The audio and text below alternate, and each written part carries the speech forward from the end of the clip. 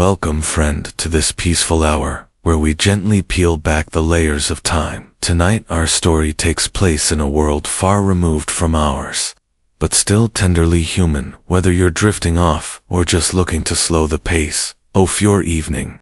I'm grateful you're here. I'd love to hear where you're listening from, what city or country, and what time it is as you press play. It always amazes me how history can bring Strengerstager, if this kind of calm historical storytelling brings you peace. Consider subscribing.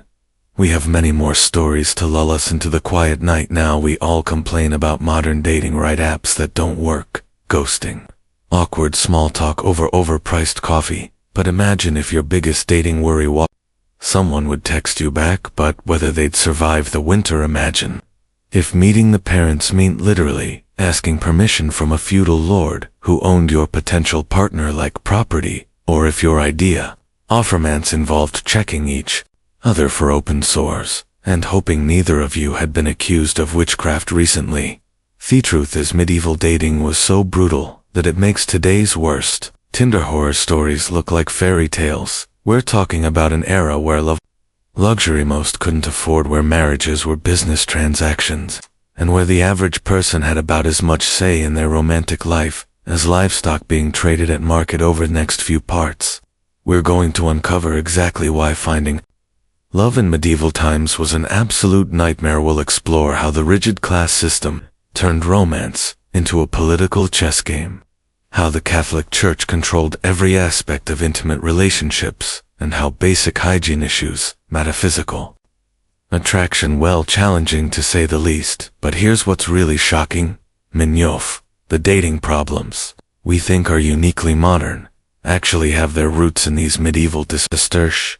Pressure to marry, a young medieval invention, arranged relationship. She basically created the template. Even the idea that romance should be this dramatic, tortured experience comes straight from medieval courtly love traditions that were designed to be impossible to fulfill. First, let's talk about something that would make modern dating apps seem like paradise: the complete and utter lack of choice that defined medieval romance. You think your dating pool is limited now? Imagine living in a village of maybe 50 people, where half are related to you, a quarter are already married, and the rest are either too young, too old, or have been claimed by the local lord for political marriages. In medieval society, romantic options weren't determined by compatibility, shared interests, or even basic attraction. They were determined by your social class, your family's financial situation, and often by people who had never even met you. The idea of dating around, getting to know different people, or heaven forbid, marrying for love that was not just right, was considered dangerous and potentially heretical for peasants, which made up about 90% of the population. Romance was essentially a luxury they couldn't afford. When you're working from sunrise to sunset just to survive, when a bad harvest means your family starves, and when your entire life is controlled by a feudal lord who sees you as barely more than proper, finding love becomes a secondary concern to finding someone who can help you. Not the most peasant marriages were arranged by families based on practical considerations. Can this person work the land? Do they come with a dowry of livestock or tools? Are they healthy enough to bear children and work until they drop dead in their 30s? Romance wasn't even part of the equation. Best romance was seen as a dangerous distraction from the serious business of survival. Here's where it gets really dark. Even if you did find someone you genuinely cared about, there was no guarantee you'd be allowed to marry them. Feudal lords had the right to approve ordinary marriages among their serfs, and they often used this power as a form of control. If you were a productive worker, your lord might refuse to let you marry someone from another village because losing you would hurt his economic interests. But surely the nobility had it better, right? They had wealth, power, and the luxury of choice that peasants could only dream of. Well, not exactly. If anything, noble marriages were even more calculated and loveless than peasant ones, because the stakes were so much higher. When you're part of the ruling class, your marriage isn't just about your personal happiness, it's about military alliances, territorial control, and political power that could affect thousands of people. Noble children, especially daughters, were essentially treated as valuable trading cards in a complex game of medieval politics. A young noblewoman might find herself betrothed to a man she'd never met, possibly decades older than her purely because her marriage would secure a military alliance or settle a territorial dispute. Or feelings about this arrangement were not just irrelevant. Expressing dissatisfaction with an arranged marriage could be seen as treason against her family's interests. And let's talk about age, because this is where medieval dating gets truly disturbing by modern standards. The concept of childhood as we understand it didn't really exist in medieval times. Girls were often betrothed as young as 7 years old, with marriages typically consummated when they reached what was considered marriageable age, which was often as young as 12 or 13. These weren't marriages between children, which would have been unusual. Even then, these were marriages between young girls, and often much older men, arranged for political or economic reasons. A 12-year-old girl might find herself married to a 30-year-old man she'd met once at the betrothal ceremony, expected to manage a household, bear children, and navigate complex political relationships while still being by any reasonable standard a child herself. Mortality rates tell the whole horrifying story. Many young women died in childbirth, not just because medieval medicine was primitive, but because their bodies simply weren't ready for pregnancy and childbirth. The pressure to produce male heirs meant that surviving a first pregnancy was often followed immediately by attempts at a second, third, until either a son was born or the woman died. Trying for men, the situation wasn't much better. Just differentiating noblemen might have slightly more freedom in their romantic choices, but they were still expected to marry for political advantage rather than personal preference.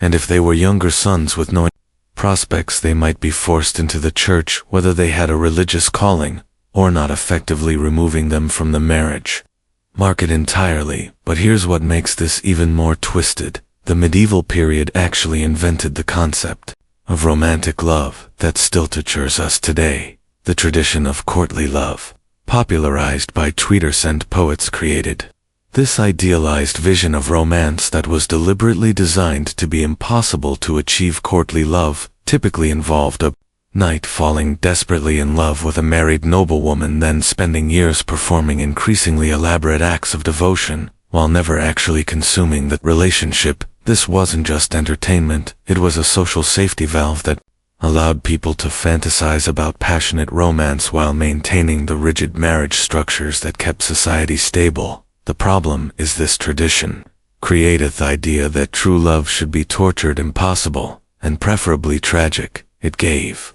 us the notion that if love comes too easily, it's not real. Love sound familiar? This medieval invention is still messing with our heads today, making us think that healthy, straightforward relationships are somehow less romantic than dramatic, complicated ones. And we haven't even gotten to the practical horrors yet. Imagine trying to be romantic in a world where most people had never brushed their teeth, where bathing was considered daily dangerous to your health, and where the average person's idea of perfume was rubbing themselves with herbs to mask the smell of months without washing. Physical attraction, which we take for granted as a basic component of romance, was complicated by the simple fact that most people looked and smelled absolutely terrible. By modern standards, dental hygiene was non-existent, leading to widespread tooth loss and breath that could probably kill small animals. Skin diseases were rampant, from simply actin to serious conditions like scrofula, which caused visible growths and sores. But perhaps most disturbing of all was how the medieval understanding of sexuality and desire was shaped by religious doctrine that viewed physical pleasure as inherently sinful.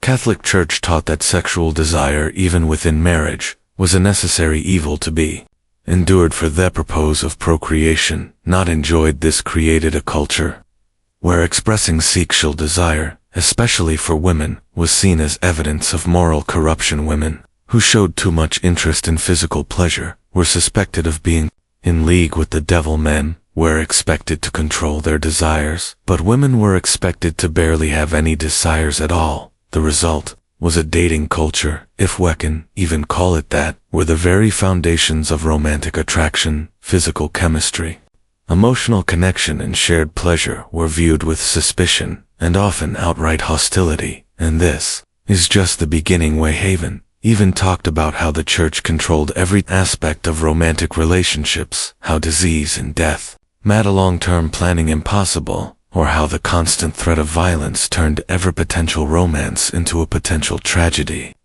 Medieval dating wasn't just difficult, it was a nightmare that combined the worst aspects of arranged marriage, religious extremism, and brutal social inequality into a system that treated love as either a dangerous luxury or a useful tool for political control. So the next time you're frustrated with modern dating, remember that at least you get to choose your own partners, express your desires without being accused of witchcraft, and generally expect to live long enough to see how the relationship turns out.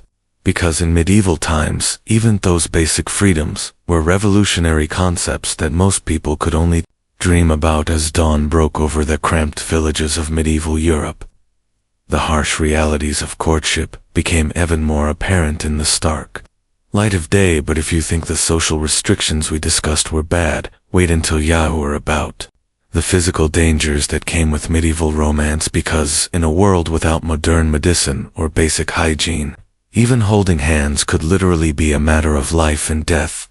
Physical dangers. Picture this: you're a young peasant woman, maybe 15 years old, and you've managed to catch the eye of a local farmer's son. Your families have agreed to let you walk together after church on Sundays, always under the watchful gaze of your mother or aunt, of course. But as you stroll through, you're not just navigating the rocky path between the thatched cottages, you are walking through a minefield of disease, filth, and physical dangers that would make modern dating apps seem like a luxury spa experience. That streets beneath your feet aren't paved with cobblestones or even packed dirt. They're flowing rivers of human and animal waste, rotting food scraps, and God knows what else. The smell alone would knock a modern person unconscious. Pigs roam freely, rooting through garbage and themselves wherever they please. Chickens scatter underfoot, leaving their own contributions to the aromatic symphony. And in the summer heat, the stench becomes so overwhelming that people regularly faint just from walking outside. But the smell is the least of your worries. Every step you take is potentially exposing you to deadly diseases that we've completely forgotten about today. Cholera lurks in the contaminated water wells, dysentery spreads through the poorly prepared food, and typhoid fever can strike anyone, anywhere, at any time. The Black Death might have been the most famous killer of the medieval period, but it was just one player in a whole orchestra of diseases that could end your romantic dreams permanently. Now imagine trying to have an intimate conversation with your potential suitor while navigating this biological wasteland. You can't exactly lean in close for a romantic whisper when the person next to you might be carrying any number of infectious disease. And forget about that cute habit of sharing food or drinks. In medieval times, sharing a cup of ale with your beloved wasn't romantic, it was Russian roulette. The lack of basic dental hygiene meant that getting close enough for a kiss was an assault on all your senses. Without toothbrushes, toothpaste, or any understanding of oral hygiene, most people's breath was absolutely revolting. Teeth rotted out of people's heads by that 20s. Gums bled constantly, and the smell of decay was so common that it was just accepted as a normal part of human interaction. But let's say you're brave enough to overlook the apocalyptic state of human risks. Medieval hygiene. Let's say you found someone whose company you genuinely enjoyed, despite the fact that they smell a combination of barnyard animals and rotting vegetables. You still have to contend with the physical dangers that lurked around every corner. Medieval towns and villages were not built with safety in mind. Buildings collapsed readily because construction standards were basically non-existent. Fire was a constant threat because of everything was made of wood and thatch, and people cooked over open flames. Inside their homes, a romantic evening by firelight could quickly turn into a desperate fight for survival if a spark caught the wrong piece of straw, and then there were the human dangers. Medieval society was incredibly violent, and that violence wasn't restricted to battlefields or tavern brawls. Domestic violence was not only common, it was legally protected. A husband could beat his wife with virtually no consequences. Long as he didn't kill her outright, women had no legal recourse, no shelter to flee to, and no economic independence that would allow them to escape abuse. Even if your romantic interests seemed kind and gentle during your carefully supervised courtship, there was no way to know what kind of person they would become once you were legally bound to them. Marriage was a permanent contract with no escape clause, and many women discovered too late that their husbands were violent, cruel, or simply indifferent to their well-being. The physical act of intimacy itself was fraught with dangers that we can barely comprehend today without any understanding of sexual health or reproduction. Without contraception or proper medical care, every romantic encounter was potentially life-threatening. Sexually transmitted diseases ran rampant through medieval populations, causing everything from painful sores to madness to death for women. Pregnancy was essentially a death sentence waiting to happen. Maternal mortality rates were staggering. It's estimated that between 1 in 10 and 1 in 4 women died in childbirth, and those who survived often suffered from complications that plagued them for the rest of their lives. Imagine trying to enjoy your wedding night, knowing that every act of intimacy could lead to a pregnancy that might kill you. And if you did survive childbirth, you'd likely face it again and again without reliable contraception. Most married women were pregnant almost constantly from their wedding day until menopause or death, whichever came first. Average medieval woman who survived to adulthood could expect to give birth to 6 or 7 children, though many aft-host children wouldn't survive their first year.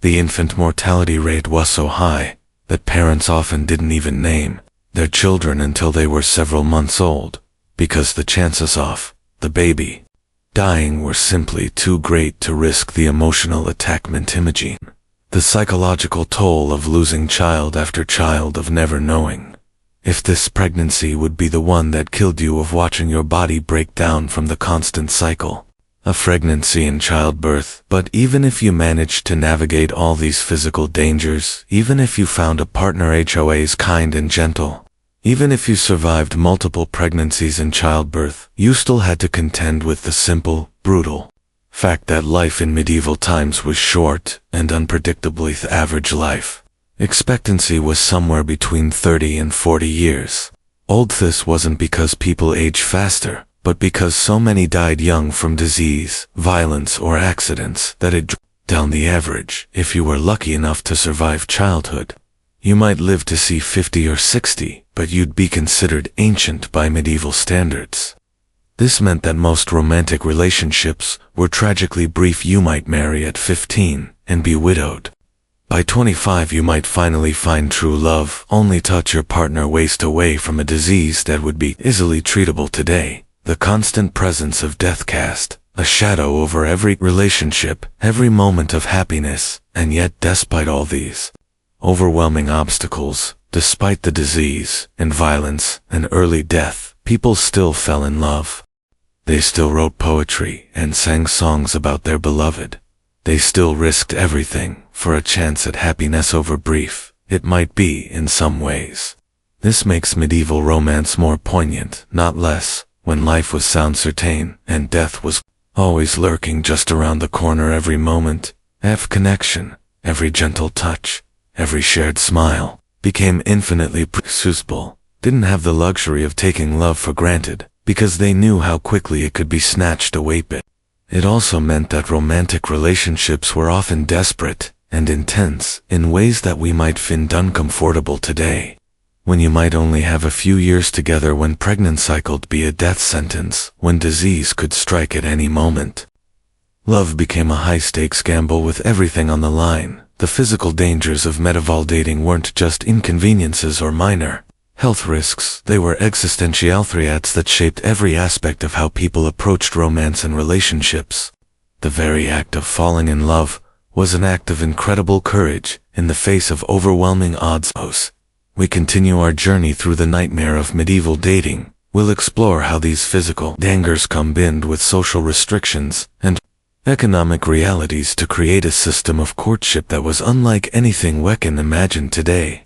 Because if you think dodging diseases and death was challenging, wait until you hear about economic factors that could make or break a medieval romance before it even began. Why dating was a nightmare in medieval romance and relationships times part 3. But while clan warfare, church oppression and social constraints made daily life unbearable, perhaps nowhere was medieval brutality more apparent than in the realm of romance and relationships. If you thought modern dating was complicated, imagine trying to find love in an era where a simple kiss could literally kill you, where marriages were business transactions, and where the very act of courtship was governed by a toxic mix of religious zealotry and aristocratic manipulation. The medieval approach to love and marriage was so fundamentally twisted that it would make even the most dysfunctional modern relationship look like a fairy tale. This wasn't just about arranged marriages or lack of choice. The systematic destruction of human intimacy wrapped in the false promise of chivalry, romance, and divine blessing. Let's start with the most basic element of any romantic relationship: attraction and intimacy. In medieval times, even the slightest physical contact between unmarried individuals was considered a grave sin that could damn your soul for eternity. The Catholic Church had turned human sexuality into something so shameful and terrifying that people genuinely believed a passionate kiss might send them straight to hell. But it wasn't just religious guilt that made physical intimacy dangerous, it was literally life-threatening. Without any understanding of hygiene or disease transmission, intimate contact was a game of Russian roulette. Sexually transmitted diseases ran rampant through medieval society, and there was no treatment, no cure, and often no understanding of how these ailments spread. Syphilis, which arrived in Europe during the late medieval period, was particularly devastating. The disease would eat away at people's faces, leaving them hideously disfigured, driving them insane, and ultimately killing them.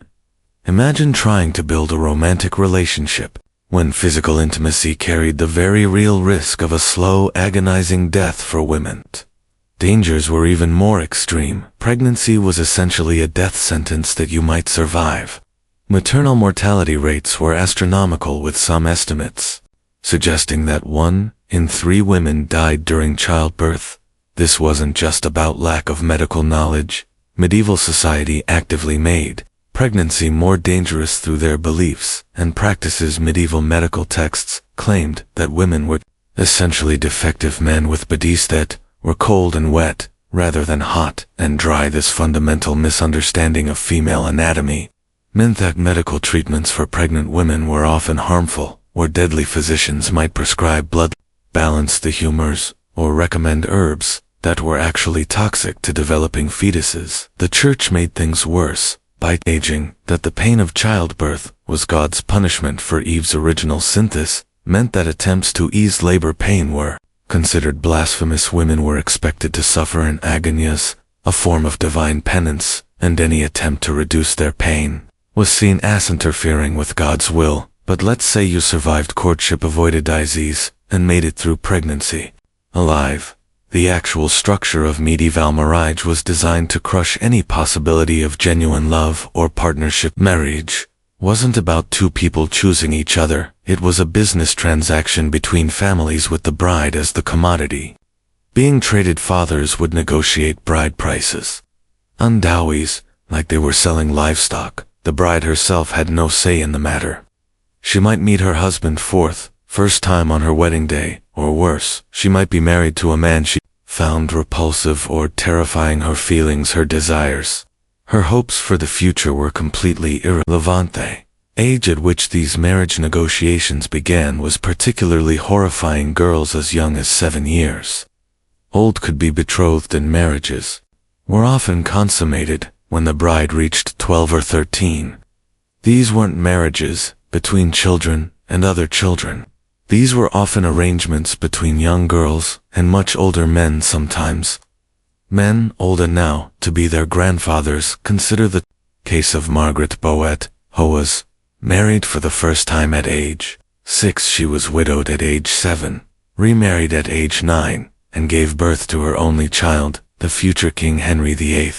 When she was just 13 years old, the traumatic birth left her unable to have more children and caused lifelong health problems. This wasn't unusual. This was normal experience for noble women. For peasant women, the situation was different, but no less awful. While they might have slightly more say in their marriages, their options were still severely limited by economic necessity and social pressure. A peasant woman who remained unmarried was essentially condemned to a life of poverty and vulnerability.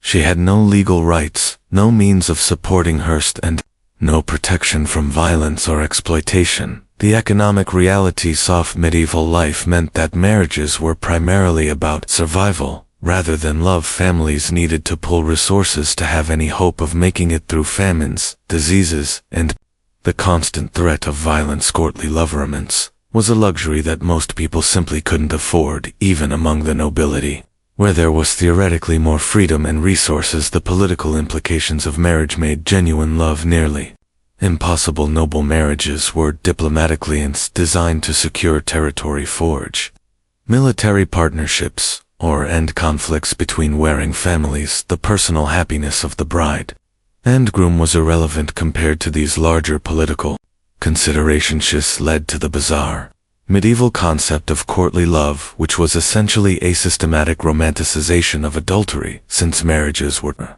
political arrangements rather than love matches, the only way to experience passionate romance was through affairs. Courtly love literature celebrated these extramarital relationships, creating an entire culture that worshipped forbidden love, while simultaneously condemning it. The stories of courtly love were filled with impossible tragic romances. Knights would pledge their eternal devotion to married ladies, pine away for love they could never have, and perform great deeds in honor of women they could never touch. These weren't stories about healthy relationships. These were fantasies about the very impossibility of love in medieval society. Take the story of Lancelot and Guinevere, which became one of the most famous examples of courtly love. Lancelot, the greatest knight of the Round Table, falls desperately in love with Queen Guinevere, who is married to his lord and friend King Arthur. Their love is presented as noble and pure, precisely because it can never be. Consume it without destroying everything they both hold dear.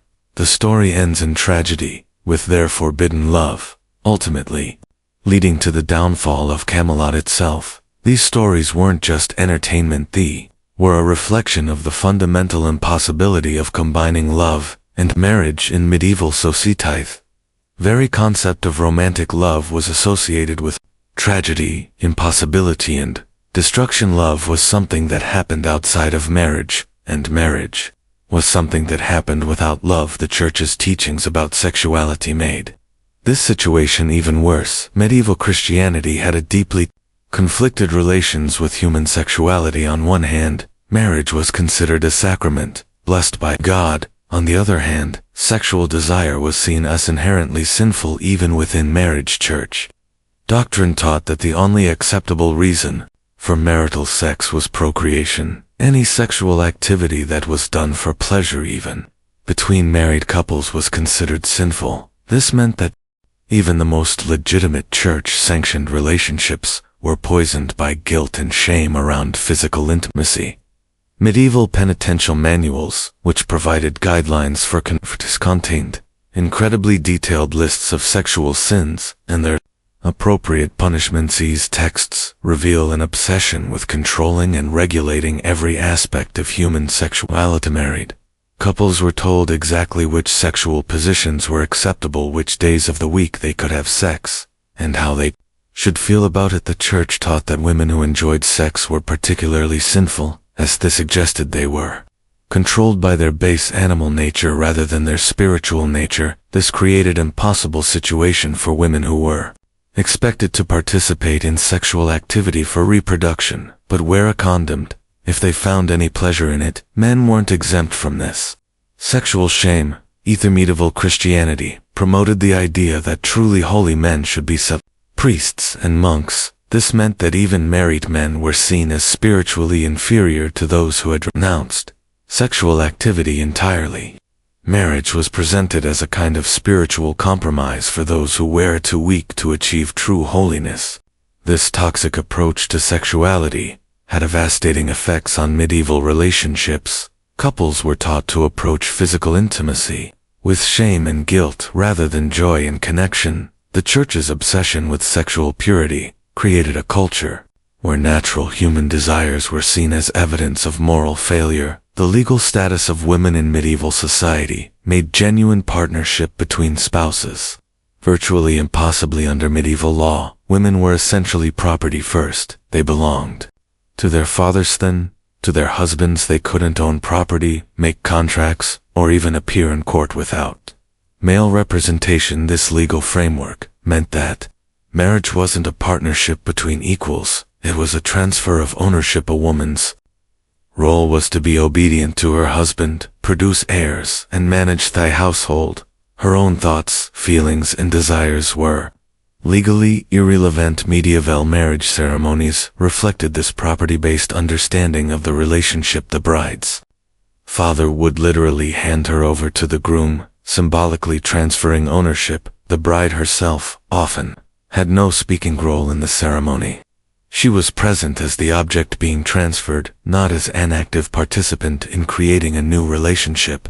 The concept of marital rape didn't exist in medieval law, because wives were considered to have given permanent consent to sexual activity when they domestic violence. A married husband could force himself on his wife whenever he wanted, and she had no legal recourse. This wasn't seen as violence or abuse. It was seen as a husband exercising his legitimate rights over his property.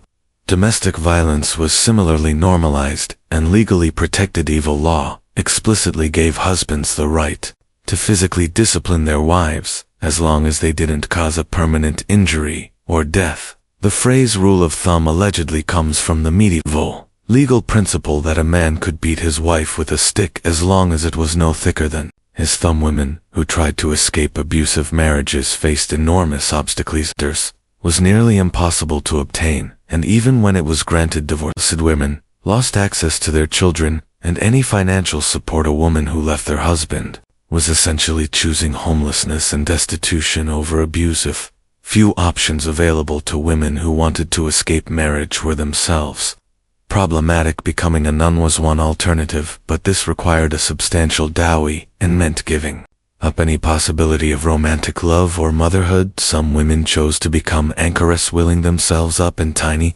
cells attached to churches and spending the rest of their lives in prayer and isolation. For peasant women, even these limited options weren't available. They couldn't afford the dowries required to enter convents, and they couldn't survive without the economic protection that marriage provided. They were trapped in a system that offered them no real choices and no escape from relationships that might be violent, loveless, or both. The medical understanding of love and attraction in medieval times was equally horrifying. Medieval physicians believed it taught love was essentially a form of mental illness. They called it love sickness or heroic love, and they treated it as a dangerous medical condition that needed to be cured. According to medieval medical theory, falling in love caused an imbalance in the body's humors, leading to symptoms like loss of appetite, sleeplessness, and obsessive thoughts about the beloved. Physicians prescribed treatments that included bloodletting, purging, and even surgery to cure patients of their romantic feelings. Some medical texts suggested that lovesickness was caused by looking too intensely at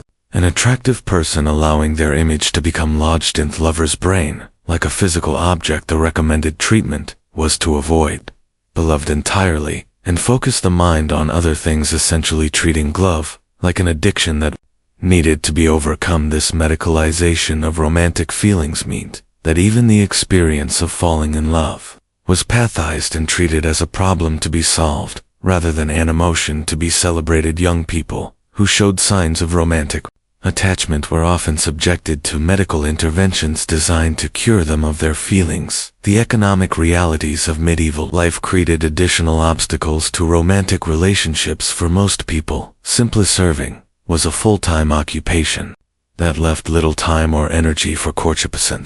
Worked from dawn to dusk just to produce enough food to stay alive.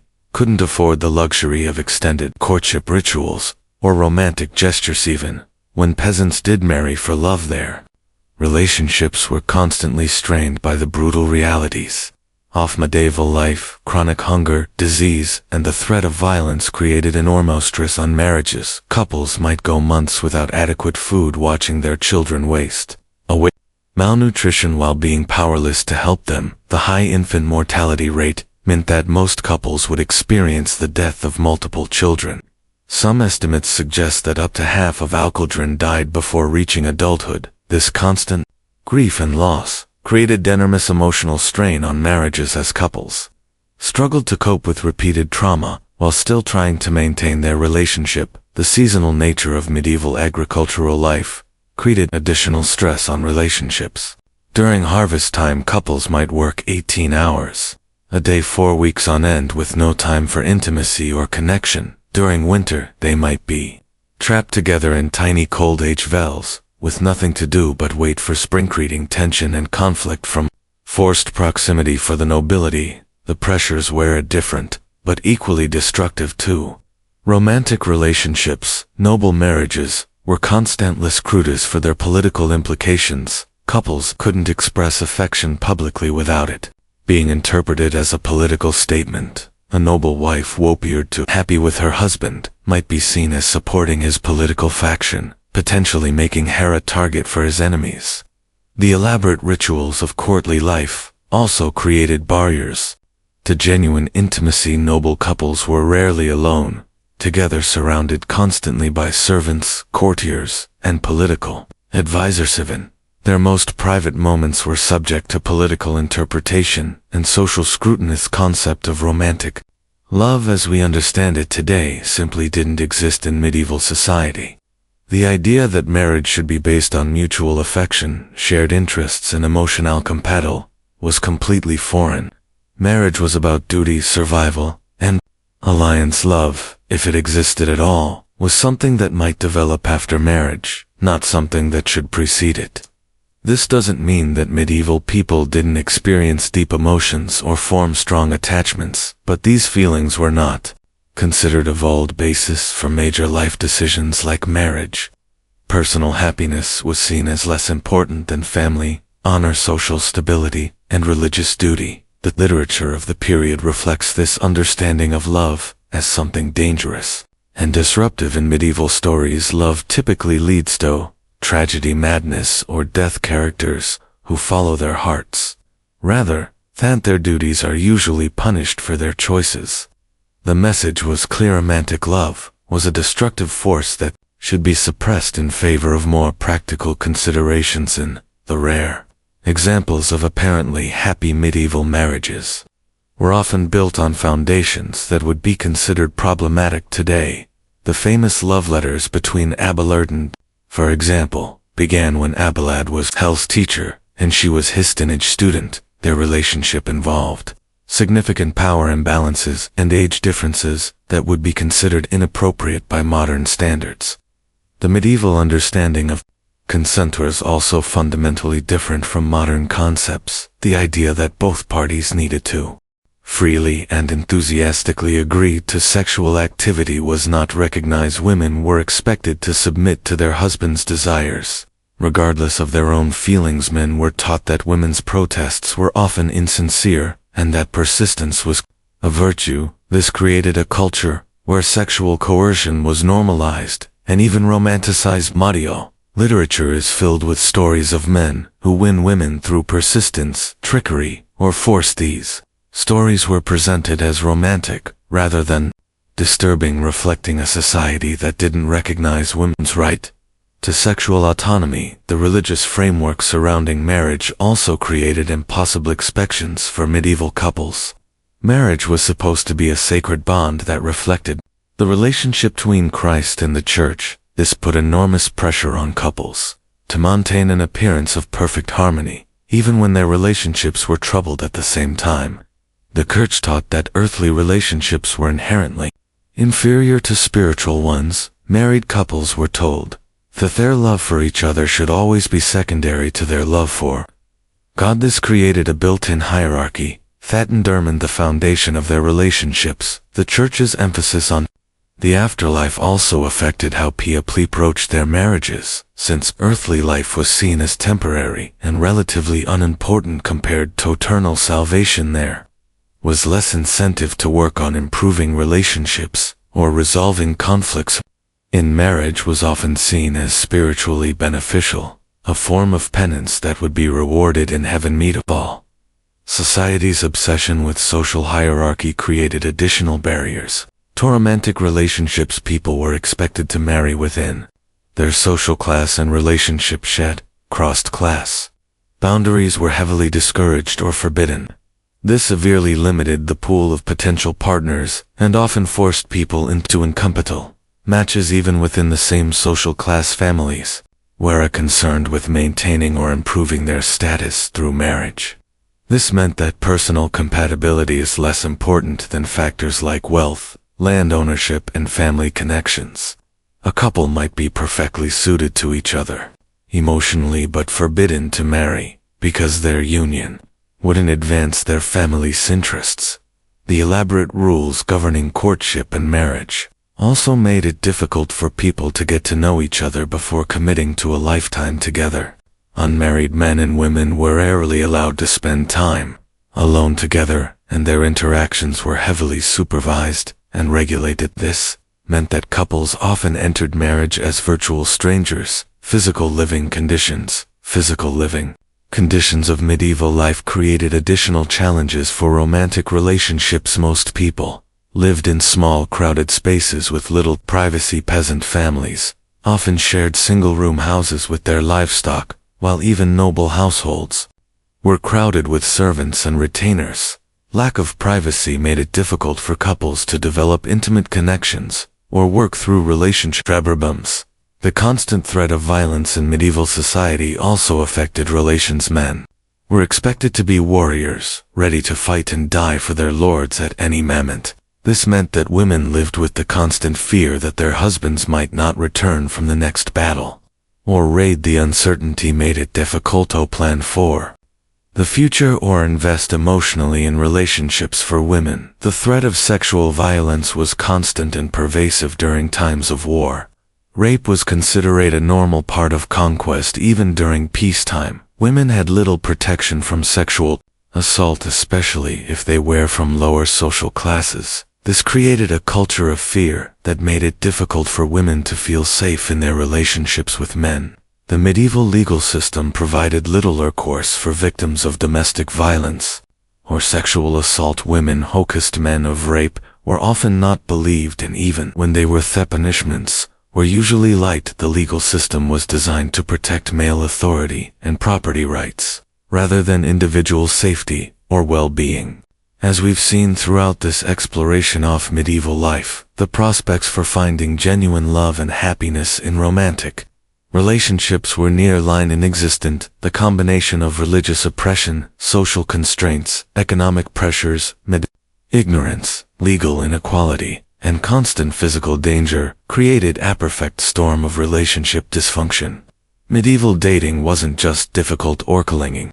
It was a systematic assault on human intimacy and connection. Thievery institutions that were supposed to support and protect relationships, the church, the legal system, the family structure, were designed in ways that made genuine love and partnership virtually impossible. When we look back at the medieval period, we often focus on grand narratives of kings and battles, of cathedral building and crusades, but for the vast majority of people living through this era, the most fundamental human experience, the search for love and companionship, was corrupted by forces beyond their control.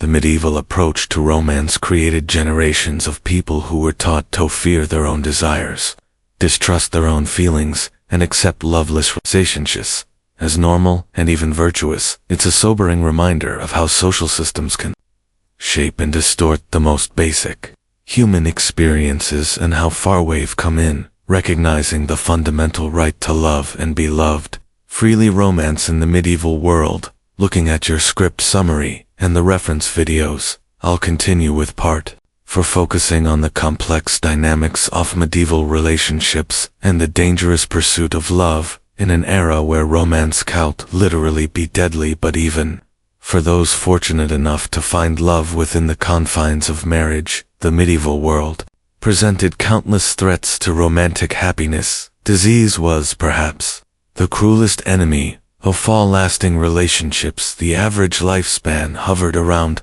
30 years, meaning that most couples could expect their unions to be cut tragically short. A husband might watch helplessly as his wife succumbed to childbirth complications, or a bride might find herself widowed before her 20th birthday when plague swept through their villagethi. Black Death alone destroyed millions of families across Europe. Imagine the horror of watching your beloved develop telltale black swellings, knowing that within days they would be gone forever. Chronicles from the period describe entire households wiped out, leaving only empty beds and broken hearts.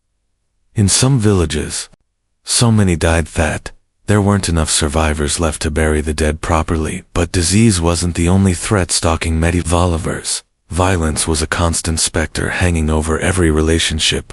Wars between kingdoms, feuds between noble houses, and simple banditry could tear couples apart. At any moment, a young man might ride off to fight in his lord's army, promising to return to his withered, only to fall on some distant battlefield. His beloved would wait and hope, perhaps for years, never knowing if he was alive or dead. The story of Ilalena and Thomas illustrates this tragic reality perfectly.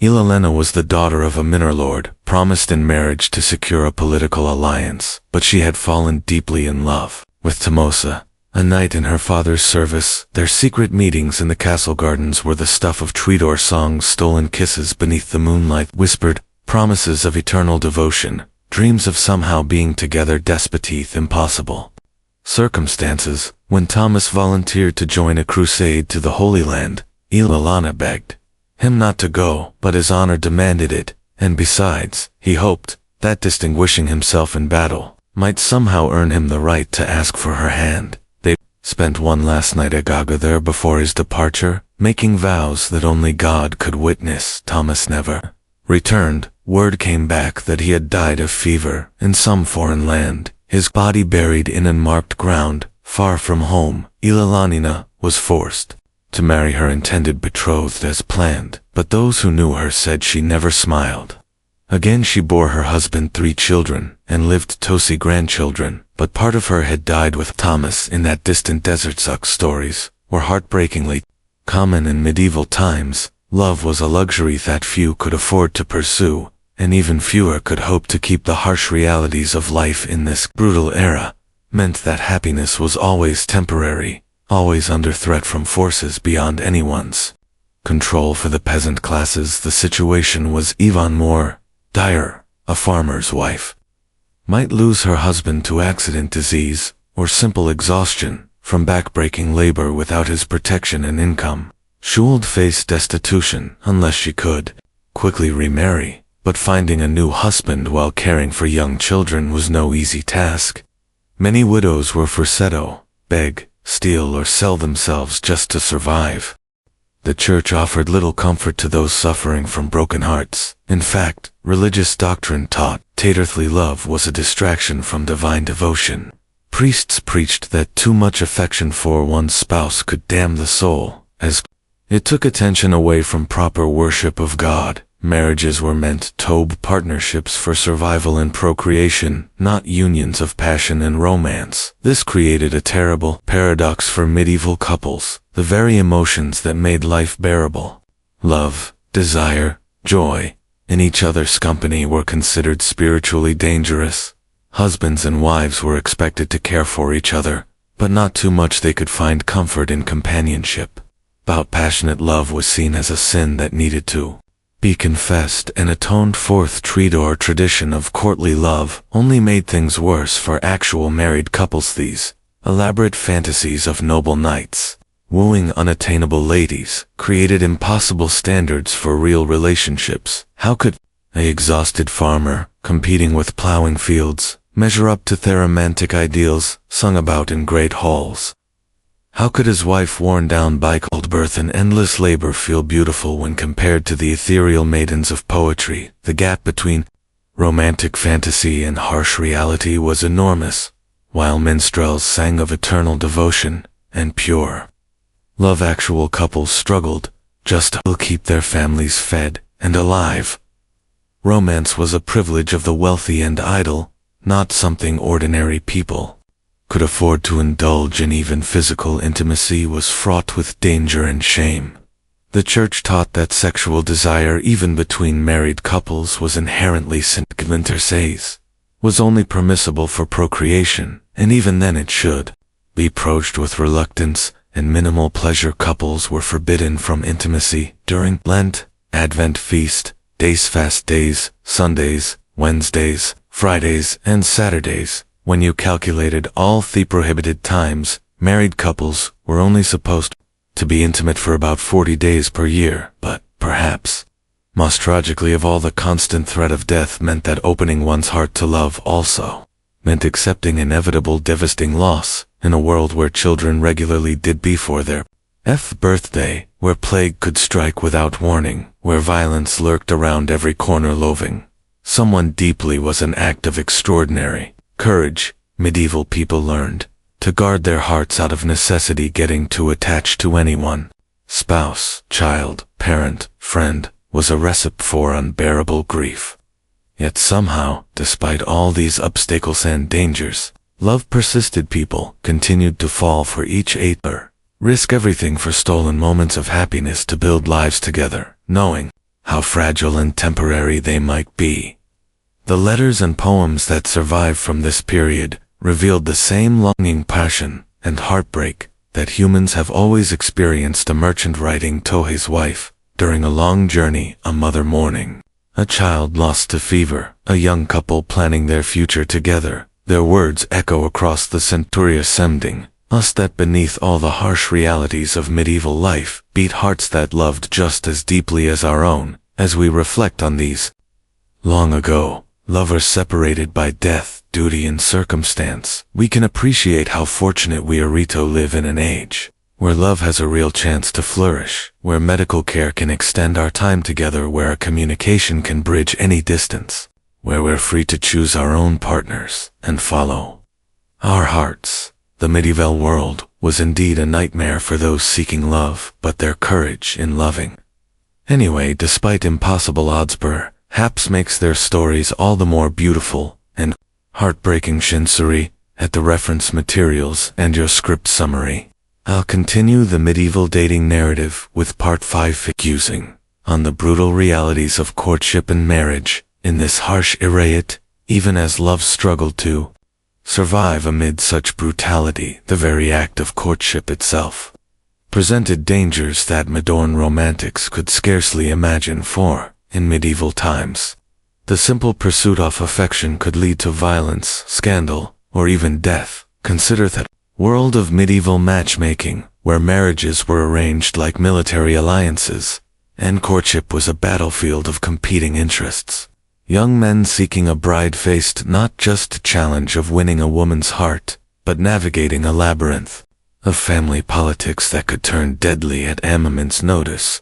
A poorly chosen romantic gesture, or an unauthorized advance, could spark blood feuds that lasted generations. The story of Thomas B.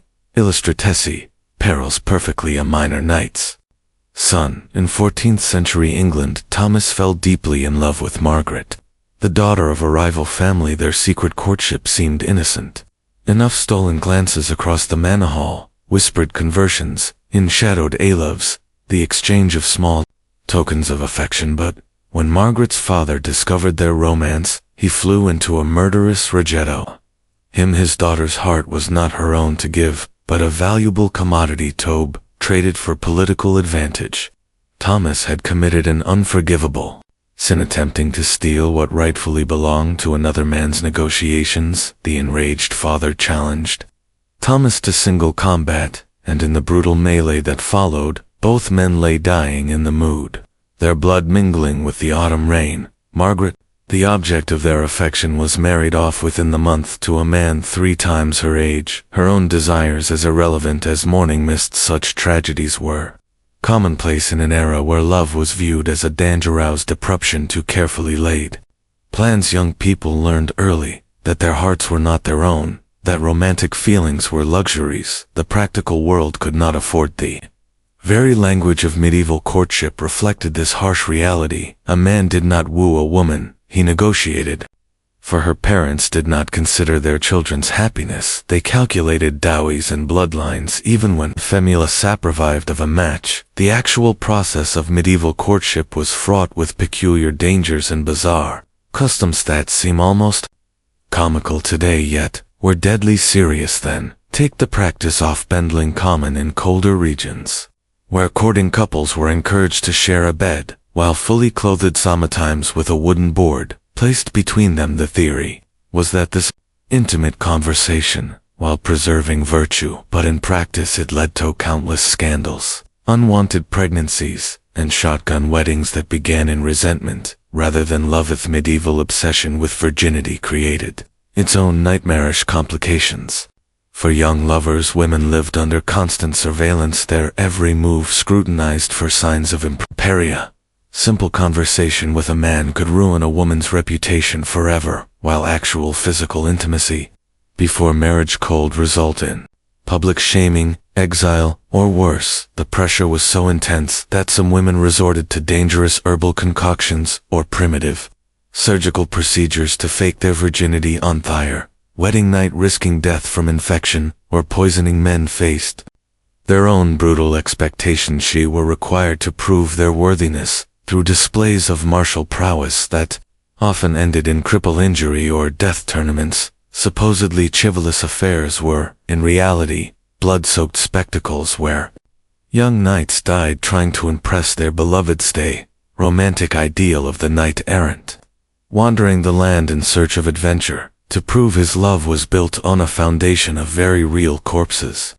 The economic realities of medieval marriage added another layer of cruelty. To romantic pursuits, love matches were seen as selfish indulgences that weakened family fortunes and destabilized social order. A peasant who married for love might find himself cast out by his lord, left to starve with his beloved. A noble who defied his family's wishes could be disinherited, stripped of lands and title, reduced to beggary overnight. The church, supposedly the guardian of marriage, as a sacred institution, often made courtship even more treacherous with its labyrinthine rules about who could marry whom. Complex laws governing blood relations meant that couples might discover sometimes years into their relationship that they were too closely related to wed. The dispensations required to overcome such obstacles were expensive, anti-mechanisming available only to the wealthy and well-connected.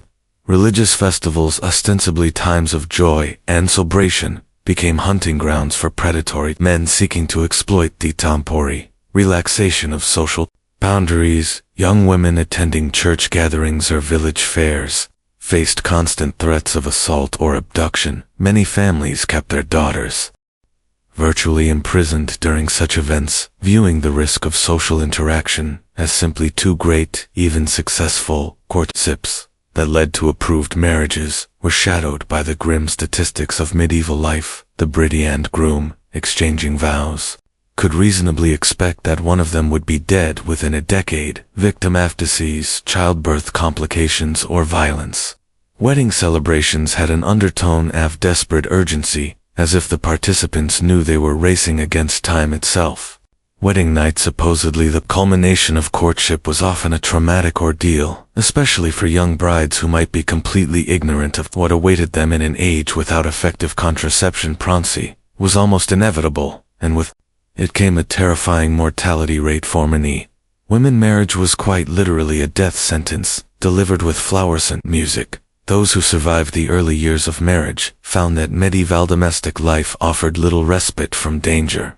Domestic violence was not just tolerated but legally sanctioned. Husbands had the right to chastise their wives with physical force, and the line between discipline and abuse was drawn by the husband alone. Women who complained too loudly about their treatment might find themselves accused of witchcraft or adultery charges that could result in execution. The isolation of medieval households meant that abused spouses had little recourse and nowhere to flee. Extended family members were often more concerned with maintaining family honor than protecting vulnerable relatives. The church preached submission and endurance, offering the cold comfort that suffering in this life would be rewarded in the next. Children born of these troubled unions faced their own romantic doom. Raised in households where love was rare and violence common, they learned early thought relationships were about power and survival rather than affection and companionship.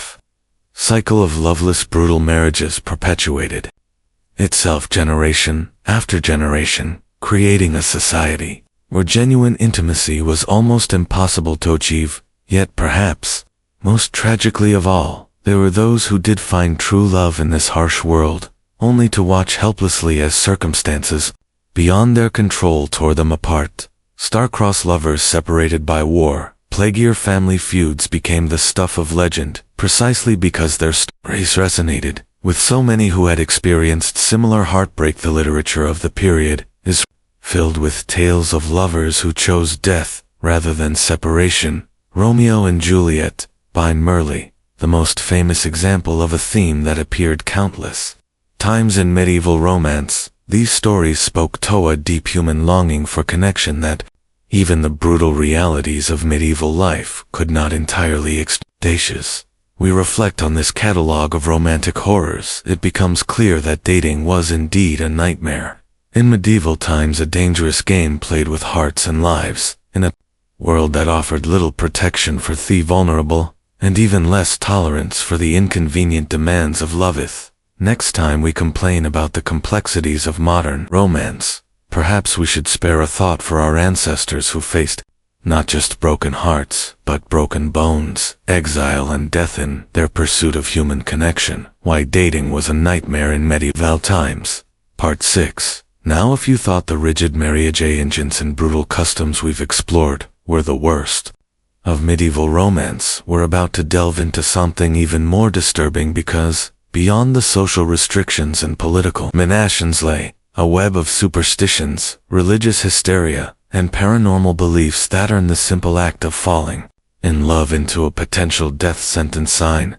The flickering candlelight of a medieval cottage.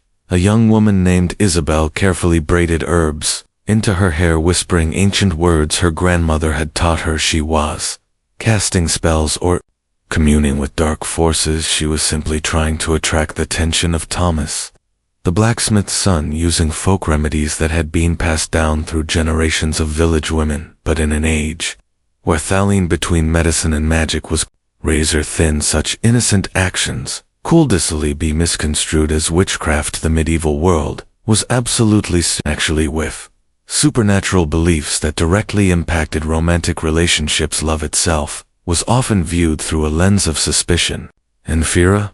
Someone fell suddenly and passionately in love, it might be attributed to love potions, enchantments, or demonic influence rather than natural attraction. Women in particular were seen susceptible to supernatural manipulation, and any woman who displayed unusual beauty, intelligence, or independence risked being branded as a witch or sorceress. The church's teachings on sexuality created an atmosphere of terror around physical desire. Lust was considered one of the 7 deadly sins, and any intense romantic or sexual feeling could be interpreted as evidence of demonic possession or corruption. This meant that the very emotions that draw people together were treated as dangerous spiritual threats. Young people were taught to be deeply suspicious of their own feelings, creating a psychological minefield around the development of romantic relationships. Consider the plight of a young man named Edmund, who lived in 14th century England when he found himself powerfully attracted to a local merchant's daughter he didn't celebrate these feelings or see them as natural human emotions. Instead, he was tormented by the possibility that his desires were sinful, that he was being tempted by Satan, or that the woman herself might be using supernatural means to ensnare him. This kind of psychological torture was commonplace, turning what should have been joyous romantic awakening into a source of guilt, fear, and spiritual crisis. Belief in love magic was both widespread and dangerous. It was commonly accepted that certain individuals, particularly older women, with knowledge of herbs and folk remedies, could create potions and spells to influence romantic feelings. While some of these beliefs led to harmless folk practices, they also created a climate where women could be accused of witchcraft for the most innocent actions. A woman who was skilled in herbalism, who lived alone, or who was simply disliked by her neighbors, could find herself facing accusations of using supernatural powers to manipulate men's affections. The witch trials that plagued Europe from the 15th through 17th centuries had a devastating impact on romantic relationships. Women lived in constant fear that their actions, words, or even their appearance be interpreted as evidence of supernatural powers. This created an atmosphere of suspicion and terror that poisoned relationships between men and women. Men were taught to be wary of women who were too beautiful, too intelligent, or too independent, as these qualities might indicate supernatural influence. The legal system provided no protection for those accused of love magic or witchcraft. The burden of proof was often reversed, requiring the accused to prove their innocence rather than requiring accusers to prove guilt. Confessions were extracted through torture, and the methods used to identify witches were based on superstition rather than evidence. A woman might be condemned to death simply because a man claimed she had bewitched him into loving her, or because someone in the community believed she had used magic to steal another woman's husband. The story of Agnes Waterhouse, one of the first women executed for witchcraft in England in 1566, illustrates how romantic relationships could become entangled with accusations of supernatural crime. Agnes was an elderly widow who lived alone and was known for her knowledge of herbal remedies. When several young men in her village experienced unrequited love or romantic disappointments, rumors began to spread that Agnes was using magic to interfere with their romantic lives. The accusations escalated until she was arrested, tried, and executed for witchcraft. Despite the complete lack of credible evidence against her, the fear of supernatural influence extended to every aspect of courtship and marriage. Wedding ceremonies included numerous rituals and protections designed to ward off evil spirits and malicious magic. Brides wore specific colors, carried particular herbs, or performed certain to protect themselves from supernatural interference. The wedding night itself was surrounded by superstitions and protective rituals, as it was believed to be a particular livable time when evil forces might try to curse the union or prevent consummation. Even the simple act of gift-giving between lovers was fraught with supernatural implications. A ring, a lock of hair, or a pressed flower could be interpreted as a magical charm or a component in a love spell. You and people had to be extremely careful about what they gave to or received from romantic interests as innocent tokens. Affection could later be used as evidence of witchcraft. If the relationship went sour, or if someone wanted to make accusations, the belief in the evil eye added another layer of danger to romantic relationships. It was widely believed that certain individuals could curse others simply by looking at them with malicious intent. This meant that jealous rivals, disappointed suitors, or disapproving family members could be blamed for romantic misfortunes through supernatural means. If a couple experienced problems in their relationship, if a pregnancy ended in miscarriage, or if one partner fell ill, it might be attributed to the evil eye rather than natural causes. The concept of demonic possession also impacted romantic relationships in terrifying ways. Women who displayed unusual behavior, particularly if it involved rejecting arranged marriages or expressing strong romantic preferences, might be accused of being possessed by demons. Treatments for such possession were brutal and often fatal, involving exorcisms, beatings, starvation, and other forms of torture. Designed to drive out the supposed evil spirits, religious authorities actively promoted these supernatural fears as a way of controlling romantic and sexual behavior. teaching people to be suspicious of their own emotions and to fear supernatural influence in their relationships.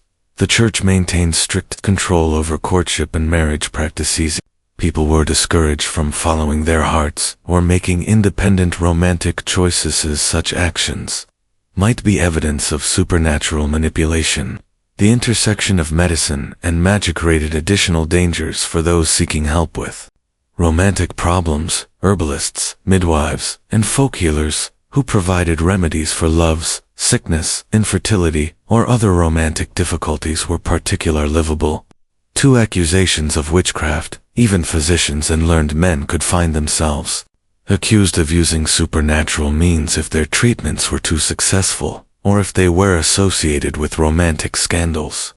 The psychological impact of living under such superstitious terror cannot be overstated. Young people grew up believing that their most natural and fundamental emotions were potentially dangerous, that expressions of love might be evidence of supernatural corruption, and that romantic relationships were constantly threatened by invisible malevolent forces. This created a culture of fear and suspicion that made genuine intimacy and trust nearly impossible to achieve. The documentation from medieval and early modern court records reveals the devastating human cost of these supernatural beliefs. Countless women were tortured and executed on charges related to love magic or romantic witchcraft. Families were torn apart by accusations and suspicions. Communities were divided by fear and paranoia. The very bonds that should have brought people together became sources of danger and terror. The irony is that many of the practices condemned as supernatural were actually based on genuine knowledge of herbs, psychology, and human behavior. Women who understood how to use certain plants to improve health, who could read people's emotions and provide good advice, or who simply had the confidence to live independently, were often the ones accused of witchcraft. Systematic persecution of such women represented not just an attack on individuals, but a broader assault on female knowledge and autonomy. The belief in supernatural influence also served as a convenient excuse for men who wanted to escape responsibility for their romantic choices. A man who abandoned his wife for another woman could claim he had been bewitched. A nobleman who broke an engagement could argue that he had been under supernatural influence. These accusations allowed men to avoid the social and legal consequences of their actions, while simultaneously destroying the lives of the women. They blamed the fear of love magic extended even to the highest levels of society.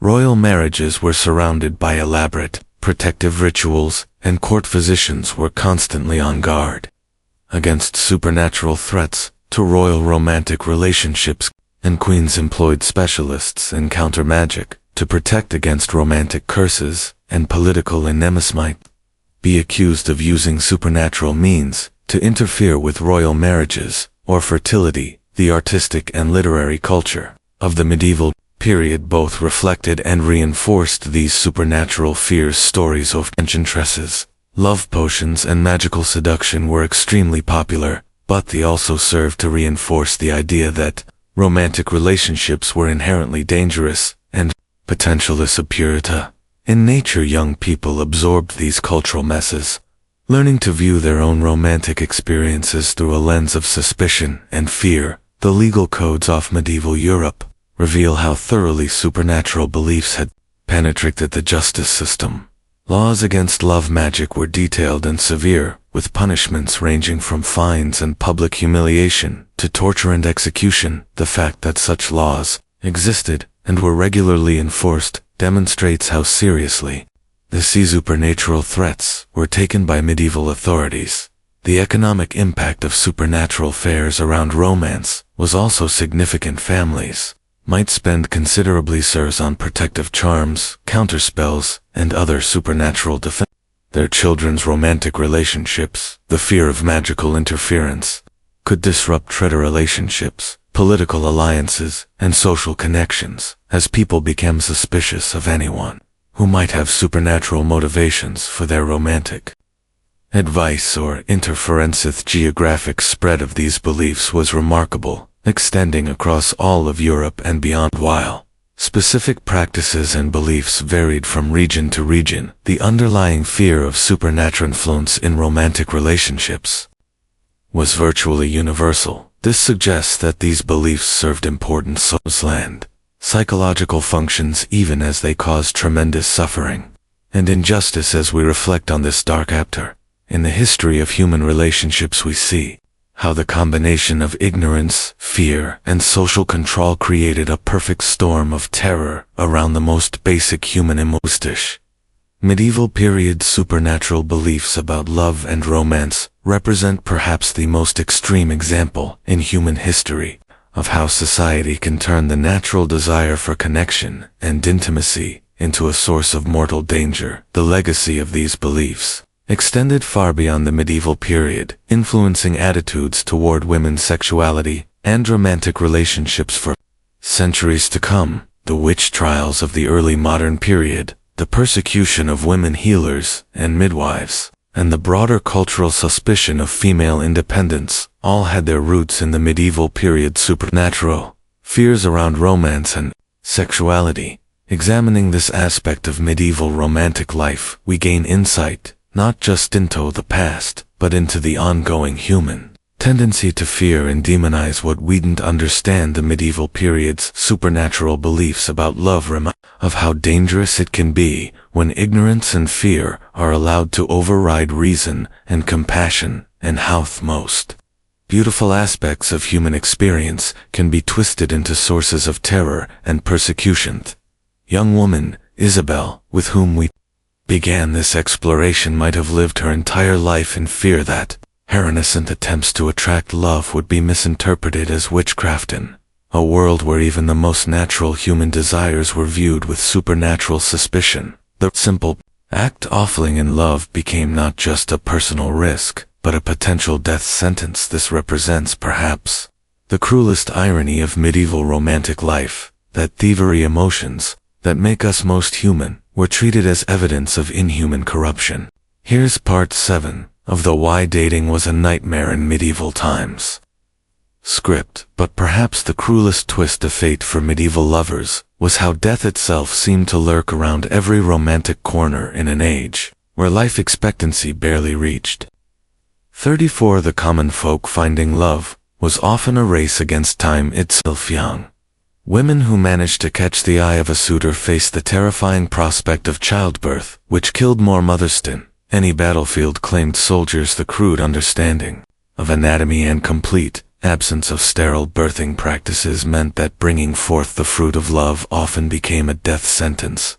Consider the tragic tale of Marguerite de Montlair, a noblewoman whose story was recorded in the chronicles of 13th century France. At 17 she was considered ancient by medieval standards for marriage, having somehow avoided the typical arrangement that would have seen her wed at 14.